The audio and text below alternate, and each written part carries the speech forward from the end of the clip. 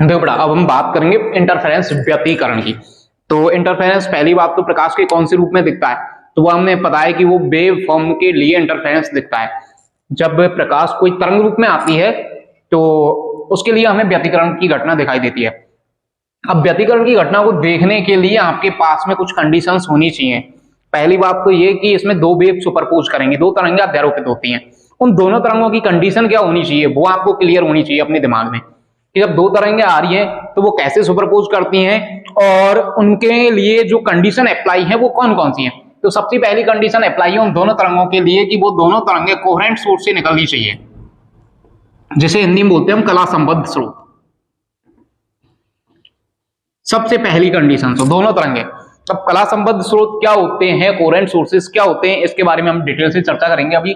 दूसरी बात, दोनों तरंगे, जो दूसरी कंडीशन है, उनके लिए प्रोपगेशन की डायरेक्शन सेम होनी चाहिए, दोनों एक ही दिशा में गति करते हुए आनी चाहिए। ऐसा नहीं है एक तरंग इधर से आ रही है, एक तरंग इधर से आ रही है, दोनों बीच में यहाँ सुपरपोज हुई और यहाँ पे हमें व्यतिकरण देखने को मिल जाएगा, ऐसा नहीं है। तीसरी चीज, दोनों की जो फ्रीक्वेंसी है वो समथिंग समथिंग सेम होनी चाहिए, उसी के साथ एम्पलीट्यूड भी सेम होना चाहिए। एम्पलीट्यूड मतलब आयाम, तो आवृत्ति और आयाम भी समान होना चाहिए यदि आपको व्यतिकरण देखना है तो। तो देखिए व्यतिकरण में ये चीजें हैं क्या, फ्रीक्वेंसी मुझे बताने की आपको जरूरत है नहीं, एम्पलीट्यूड आपको बताने की जरूरत है नहीं, आप जानती है फ्रीक्वेंसी एम्पलीट्यूड दोनों के बारे में, ये इसको बारे में एक्सप्लेनेशन की आपको जरूरत है नहीं है। केवल कोहेरेंट सोर्सेज क्या होते हैं, कला संबंध स्रोत क्या होते हैं, हमें इसके बारे में देखना है। कला संबंध स्रोत क्या होते हैं, नाम से पता चल रहा है, कला मतलब फेज। ऐसे सोर्सेज जिनसे निकलने वाली वेव है उनके बीच में जो फेज डिफरेंस है वो चेंज नहीं होना चाहिए टाइम के रेस्पेक्ट में। मतलब देखिए ये मेरे पास में दो वेव हैं, पहली कुछ ऐसे आ रही है, दूसरी वेव कुछ ऐसे आ रही है।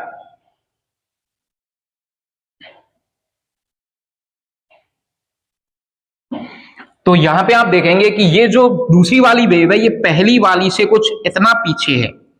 जब पहली वाली वेव यहां से स्टार्ट हुई थी तो ये यहां से स्टार्ट हुई है, और जब पहली वाली जीरो हुई है तो ये यहां पे आके जीरो हुई है, और यहां पर इनके बीच में जो फेज था वो यहां से थोड़ा सा कम हो गया है।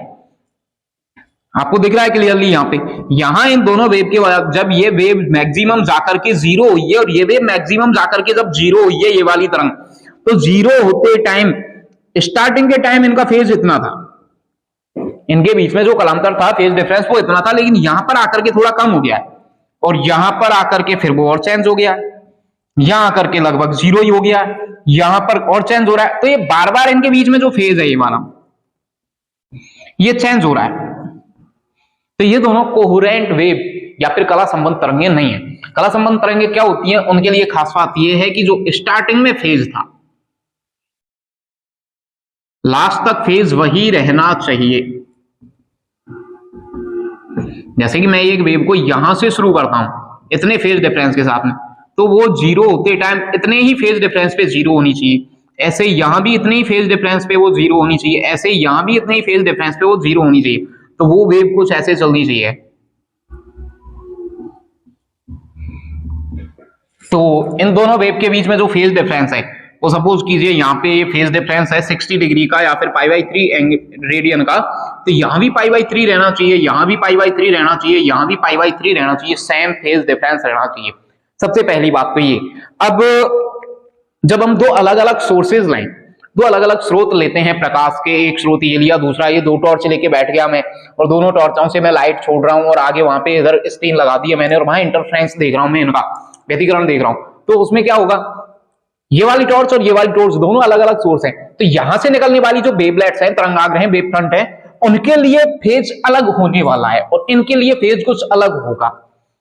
तो पॉसिबिलिटीज कम है कि इन दोनों टॉर्चेस से जो वेव निकल रही है, अपनी तरंगें निकल रही हैं, उनके लिए कला संबंधता दर्शाई जाए, क्योंकि दोनों के लिए बार बार फेज डिफरेंस यहाँ पे चेंज होने वाला है। तो इसलिए हमारे एक साइंटिस्ट हुए थे जिनका नाम था यंग, तो उन्होंने क्या किया था, उन्होंने इस कोहेरेंट सोर्स के लिए सबसे बढ़िया एक तरीका ढूंढा था। उन्होंने सोचा कि क्यों ना हम जो दोनों तरंगे ले रहे हैं वो एक ही स्रोत से आए, और जब एक ही सोर्स से आएंगी तो बहुत ही बढ़िया रहेगा। अच्छा, इसमें एक कंडीशन और थी कि ये जो लाइट्स है ये मोनोक्रोमेटिक होनी चाहिए, मोनोक्रोमेटिक होनी चाहिए। मोनोक्रोमेटिक मतलब एक वर्णी। इससे क्या क्लियर फ्रिंज बनती है। जब हम व्यतिकरण देखते हैं, इंटरफेरेंस देखते हैं, तो वहां पे फ्रिंज का पैटर्न कुछ ऐसे दिखता है, पैराबोलिक। अभी पढ़ेंगे हम पैराबोलिक क्यों दिखता है, उसका भी रीजन क्या है, इसमें सब कुछ अपन डिटेल में पढ़ेंगे। तो कुछ इस तरह से सॉरी हाइपरबोलिक दिखता है। तो ये कैसे दिखता है, क्यों दिखता है, इसके बारे में देखेंगे हम कि लेकिन ये जो फ्रिंज बन रही है हमारी, ये जो फ्रिंज बनती हैं, यदि हम मोनोक्रोमेटिक लाइट नहीं लगाएंगे तो ये क्लियर नहीं बन पाती हैं ऐसे एकदम। ये क्या थोड़े थोड़े मिक्स हो जाते हैं ऐसे, तो मिक्स होने के बाद में ये क्लियर नहीं दिखती है। और यदि हम मोनोक्रोमेटिक लाइट लेते हैं तो ये ऐसे एकदम क्लीन दिखती है, दोनों सेपरेट। जब हम फ्रिंजेस को देखते हैं तो ये एकदम सेपरेट दिखती है। तो अब ये कैसे होती है कैसे नहीं, उसको डिटेल में देखेंगे हम।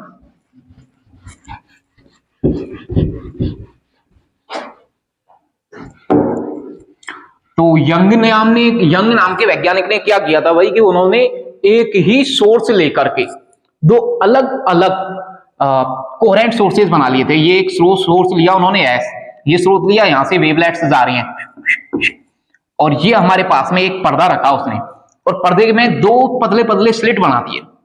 ये पहला स्लिट S1, ये दूसरा स्लिट S2।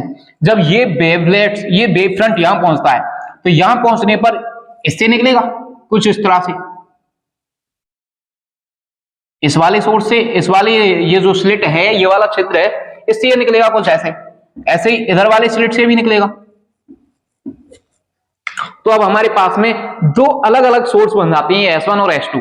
लेकिन ये जो यहां से जो लाइट निकल रही है, प्रकाश निकल रहा है, वो आने वाला एक ही स्रोत से, तो इनके लिए जो फेज डिफरेंस है वो सेम रहने वाला है, टाइम के रेस्पेक्ट में, वो बार बार चेंज नहीं होगा। एक चीज आप ये देख सकते हैं कि सर यहाँ तो फेज सेम ही होना है। ऐसा नहीं होता है बेटा, देखो थोड़ा सा आपको इसमें ध्यान देना है कि फेज है वो सेम क्यों नहीं होगा। जैसे कि ये सोर्स रखा अपना एस, यहां से एक तरंग कुछ ऐसे गई,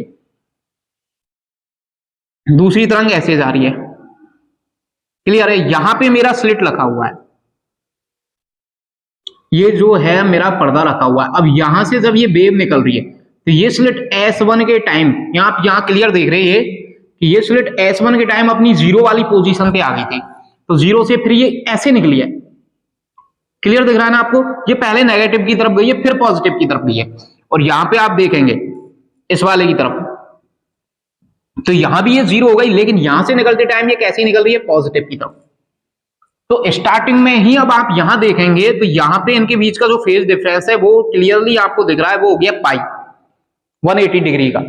क्योंकि जिस टाइम ये अपोजिट फेज में है, ये आपकी फ्रंट फेज में है, ये नेगेटिव फेज में काम कर रही है, ये ऋणात्मक हिस्सा काम कर रहा है इसका, उस टाइम इसका ये पॉजिटिव ऊपर वाला हिस्सा निकल रहा है यहां से। तो इन दोनों में जो फेज डिफरेंस है वो पाई का है। वेव के बारे में जैसा कि आप जानते हैं कि फेज की बात करें तो पूरे चक्कर में टोटल फेज होती है इसकी 2 पाई, आधे चक्कर में फेज हो गई पाई 360 डिग्री होगी ना, तो ये आधे चक्कर में पाई, तो ये आधे चक्कर पीछे चल रही है, तो पाई का फेज डिफरेंस है स्टार्टिंग में ही आ गया। अब आगे जब ये कहीं भी पर्दे पे जाकर के इसके वेवलेट्स और इसके वेवलेट्स जाकर के सुपरपोज करेंगे तो क्लियर है वो कितने फेज में ही जाने वाले, π/2। ये स्टार्टिंग में अपना सॉरी पाई फेज में ही जाने वाले हैं, ये स्टार्टिंग में फेज आ गया अपना। लेकिन उसके बाद भी अपना फेज चेंज होगा, फेज डिफरेंस चेंज होगा, वो डिपेंड करेगा कि ये कितनी दूर पहुंच गई यहां से। यहां पे जाकर के एकदम से नया स्रोत बन जाएगा, ये अपना नया सोर्स बन जाएगा। तो नया सोर्स बन जाएगा तो यहां से कुछ वेवलेट्स ऐसे जाने वाले हैं। ऐसे का मतलब समझ रहे हो आप कि ये जो तरंगे दिख रही है आपको, ये ऐसे नहीं दिख रही है, ये तरंगे बिल्कुल हैं तो ऐसी ही। तो फिर सर ये सर्किल की फॉर्म में क्यों दिख रही हैं?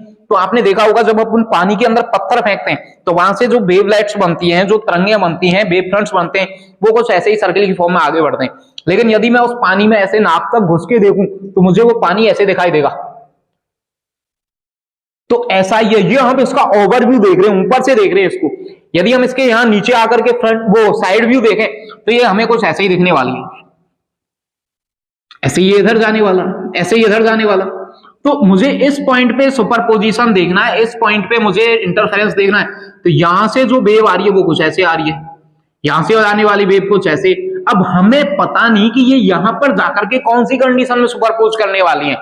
दोनों की फेज सेम है, अपोजिट है, 60 डिग्री है, 180 डिग्री है, हमें कुछ पता नहीं। वो डिपेंड करेगा इनके दोनों के पाथ डिफरेंस पे। यहां से यहां तक ये कितना पाथ ट्रेवल कर रही है, यहां से यहां तक ये कितना पाथ ट्रेवल कर रही है, कितना रास्ता तय कर रही है, उस पर डिपेंड करता है।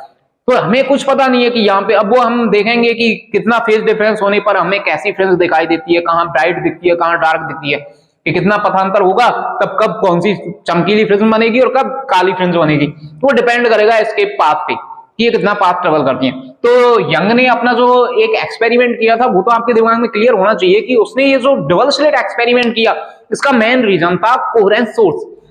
कोहेरेंस सोर्स ढूंढना मुश्किल था, तो इसलिए उसने क्या किया, एक ही सोर्स के दो नए सोर्स बना दिए डुअल स्लिट करके। और यहां से ये जो वेव फ्रंट्स आते हैं ये आगे अपन स्क्रीन रखेंगे यहाँ, और यहां पर जाकर के ये सुपरपोज करने वाले हैं। जैसे मैं अभी बता रहा था, यहां से जाने वाली एक वेव और यहां से आने वाली एक वेव ने इस पॉइंट पे सुपरपोज किया, फिर यहां से जाने वाली एक वेव ने और यहां से आने वाली एक वेव ने इस पॉइंट पे सुपरपोज किया। अब ये सुपरपोज या अध्यारोपण किस फेज में कर रहे हैं उस पर डिपेंड करेगा कि यहाँ पे हमें चमकीली फ्रिंज मिलने वाली है या फिर काली फ्रिंज मिलने वाली है। तो वो हम देखेंगे कि कब चमकीली फ्रिंज मिलेगी और कब काली फ्रिंज मिलेगी। तो उसके लिए हमें इंटरफेरेंस का पूरा डेरिवेशन पढ़ना पड़ेगा।